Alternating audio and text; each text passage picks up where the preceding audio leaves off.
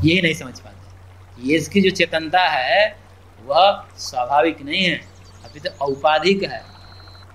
चेतन आत्मा के संयोग कारण से चेतनवत भाषित होती है, वस्तुतः ये चेतन नहीं है, जड़ ही। यही उनके भ्रम का बीज है।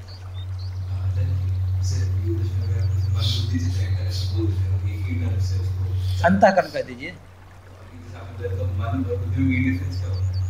है, वो सब बताएंगे, सब दूसरे अध्याय में आपको क्लियर करेंगे।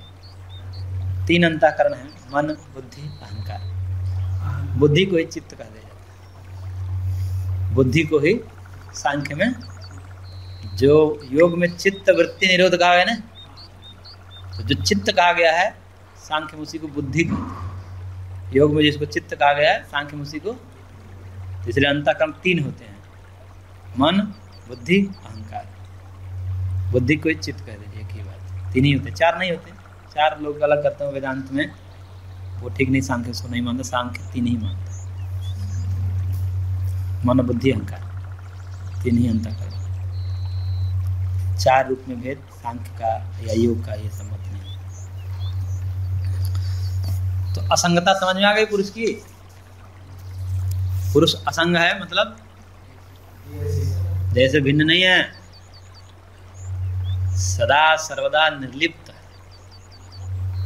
किसी भी प्रकार से लिप्त नहीं होता। चाहे कर्म हो या कर्म का फल हो, सुख दुख हो, वो किसी प्रकार से लिप्त नहीं होता है, वो अलिप्त है, निर्लिप्त है, उसी को असंग कहा जाता है। यानी कि न सुख दुख का प्रभाव है और न ही सुख दुख के कारण पुण्य पाप का प्रभाव है इसको, वो दोनों से रहित है।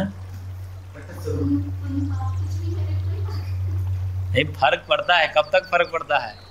जब तक हम अपने आप को मन मान लेते हैं, मन के साथ तादात्म्य हो जाता है ना, हम मन को अपना मान लेते हैं, और जिस दिन ये हो जाएगा मन भी मेरा नहीं है, तो फिर तो कहते हैं गीता में, यस्य नाहं कृतो भावो बुद्धिर्यस्य न लिप्यते हत्वा अपि सईमान लोकान् हन्ति न निबध्यते। अहंकार एकदम खत्म हो गया जिसका, मन से भी अहंकार खत्म हो जाए। मन मेरा है या मैं मन हूँ? अभी क्या हमारी स्थिति है, मैं मन हूँ या मेरा मन है? ऐसा होता है, 2 स्थिति है। एक तो घोर तदात्म्यता हो, मन में इतनी तदात्म्यता हो कि आप आत्मा को मन से भिन्न ही नहीं देख पा रहे हैं, मन को ही आत्मा समझ रहे हैं, तो सबके कर्ता आप बनोगे, फिर भोक्ता ही बनोगे। एक होता है कि मैं तो मन को नहीं मान रहा हूं, मैं मन नहीं हूं, लेकिन मेरा है ये। तो जैसे मेरा घर है, मेरा परिवार है,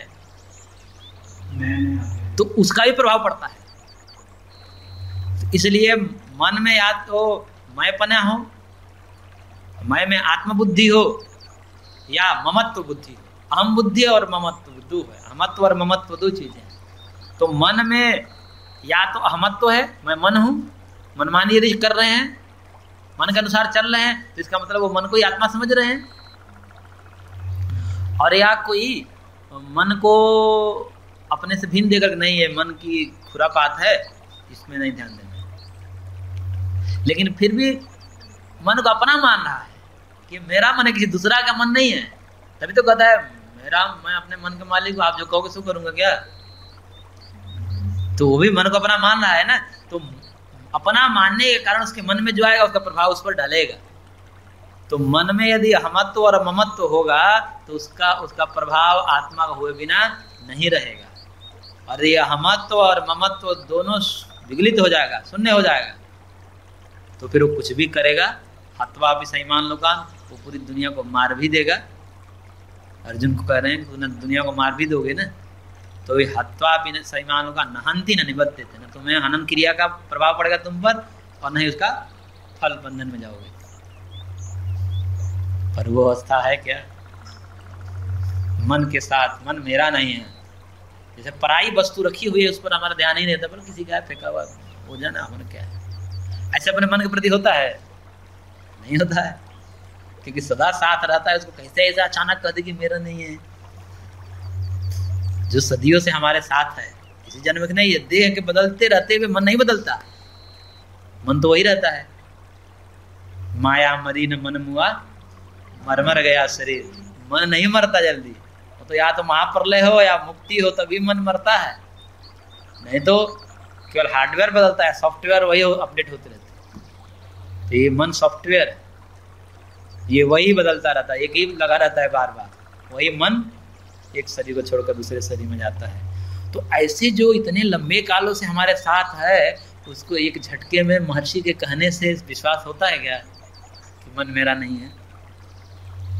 लेकिन जिसको विश्वास हो जाए वो मान ले कि पराई वस्तु की भांति मन भी मेरा नहीं है, और उससे डिटैच हो जाए, तो उससे जो कुछ भी संपादित होगा उसका फल अब उसको नहीं पड़ेगा। ये अवस्था बड़ी विलक्षण अवस्था है, पर ऐसी होती नहीं ना। हाँ, फिर निष्काम कर्म होगा, विशुद्ध कर्म होगा, दिव्य कर्म होगा। फिर चाहे वो पुण्य करेगा तो पुण्य भी नहीं लगेगा, और पाप तो उसे होगा ही नहीं, पाप का प्रश्न नहीं, क्योंकि पाप को छोड़ करके ही तो वो सब ये अनुष्ठान में आया है, वो तो पहले ही छोड़ चुका है, तो पाप का तो प्रश्न ही नहीं होता, क्योंकि पाप को छोड़ करके ही वो इस मार्ग में आया है। तो अब पुण्य करेगा, और पुण्य भी उसको नहीं लगेगा, क्योंकि पुण्य भी बंधन का कारण होता है, वो भी स्वर्ग आदि लोगों को दिलाकर के अंत में मृत्यु लोक में आना पड़ता है, दुख में आना पड़ता है। इस कारण से वो भी बंधन का कारण है। इसलिए कहा हत्वा अपि सईमान लोका न हन्ति न निबध्यते। वहाँ हनन क्रिया का मतलब ये नहीं समझता कि पाप है, और हनन मतलब न हन्ति यानी कि पाप करता है और पाप का फल दुख होता है, इसलिए बंधन में, ऐसा अर्थ नहीं है। हन्ति का मतलब क्षत्रियों के लिए मारना दुष्टों को पुण्य कर्म है, और चूंकि पुण्य कर्म भी बंधन में डालता है, इसलिए न निबध्यते कहा। कई लोग ऐसा अर्थ समझ लेते हैं उस श्लोक का कि देखो इस अवस्था में जाने के बाद कोई पाप भी करेगा तो उसको पाप नहीं लगेगा। हत्वा अपि सईमान लोका न हन्ति न निबध्यते, ऐसा लिखा है। और क्षत्रियों को उद्देश्य करके लिखा है, अर्जुन को उद्देश्य करके लिखा है कि अर्जुन क्षत्रिय है और क्षत्रियों को मारना कर्तव्य है, दुष्टों को दमन करना वो कर्तव्य है, उनका पुण्य कर्म है। और यदि वो कर देते हैं तो चूंकि पुण्य का भी फल मिलता है स्वर्ग आदि, तो भी बंधन का कारण है। इसलिए कहता कि ना वो पुण्य कर्म भी तुमको नहीं बांधेगा, न कर्म लिप्यते नरे, ये वाली बात। तो ऐसी स्थिति में ये नहीं कहना चाहिए कि कुछ भी करेगा पाप, कुछ भी क्यों करेगा, कुछ भी करना तो पहले ही छोड़ चुका है। जिस दिन उस मार्ग में आया है उस दिन ही साधना काल में ही पाप कर्मों को छोड़ करके ही आया है और धीरे धीरे सिद्धावस्था को प्राप्त किया है। तो जब साधना अवस्था में ही पाप निवृत्त हो जाते हैं, छोड़ देते हैं, तो सिद्धावस्था में पाप का प्रश्न है क्या? इसलिए ये प्रश्न नहीं करना चाहिए कि फिर वो कुछ भी करेगा उसको कुछ नहीं होगा। कुछ भी नहीं करे, वो करेगा पुण्य कर्म ही, लेकिन वो पुण्य कर्म भी अब बंधन में नहीं डला, उसका भी फल नहीं मिलेगा, वो मुक्त हो जाता है। ये है। तो करेंगे, चलिए काल से बंधन नहीं है, देश से बंधन नहीं है, अवस्था से बंधन नहीं है, पर कर्म से बंधन तो होगा ही। कर्म से बंधन तो होता ही है ना। हाँ, पुण्यन पुण्यम भवति पापः पापेन, पुण्य से पुण्य योनियां मिलती है, पाप से पाप योनियां मिलती है, ऐसा उपनिषद का वचन है। तो कहते हैं कर्म तो बंधन का कारण होता है, नहीं होता? तो दिखाई जाता है जो जैसा कर्म करेगा वैसा पाएगा। तो कर्म को बंधन का कारण मान लीजिए, तब कह रहे हैं महर्षि, एक झटका और लगेगा आप लोगों को। हाँ,